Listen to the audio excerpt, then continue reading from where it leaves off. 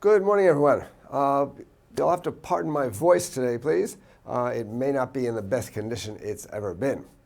Anyway, it was another mixed day overnight with the dollar gaining strongly against the commodity currencies but falling against the euro, sterling, and the Swiss franc. Dollar-yen was little changed. The weakness of the commodity currencies probably stems from, well, weakness in commodities. Overnight, only livestock was up overall. At the same time, there were some particular issues with these particular currencies, too. The RBA Deputy Governor Lowe said he expects to see further adjustments in the Australian dollar. That's similar to recent comments by Governor Stevens, who said he'd like to see a lower Australian dollar, too. The Canadian dollar eased along with WTI, which fell after it was announced that inventories rose for the 9th consecutive week rather than falling as expected. Now, the reason behind the sharp decline in the New Zealand dollar is less clear.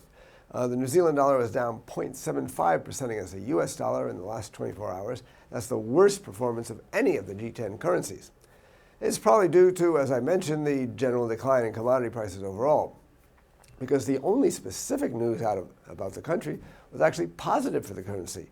The trade deficit in October was 168 million New Zealand dollars, narrower than expected, and indeed the narrowest for any October since the mid-1990s, as exports to China hit a record.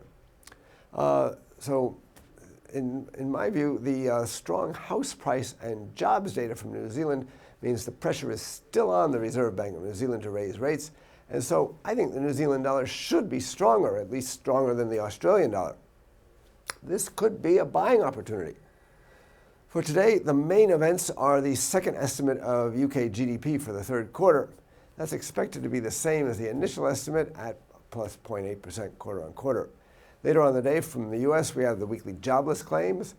The headline figure for durable goods orders for October is expected to fall by 2%, which would be a big turnaround from a rise plus 3.8% in September. But excluding the volatile transportation orders, orders are forecast to be plus 0.5% month on month, a favorable turnaround from minus 0.2% month on month in September. Also, the U of M final figure for consumer sentiment in November is expected at 73.1. That would be an upward revision from the initial estimate of 72, the figure. So a rise in core durable goods orders and upward revision to consumer confidence could support the dollar today, in my view. Take a look at buying the New Zealand dollar against the yen and selling the Australian dollar against the US dollar. For more information, including technical analysis, please read the full comment on IronFX.com. You can also like us on Facebook, follow us on Twitter, subscribe to our YouTube channel, or circle us on Google+ to get more trading ideas. This is Marshall Gittler, head of Global FX Strategy at IronFX, wishing you solid trading.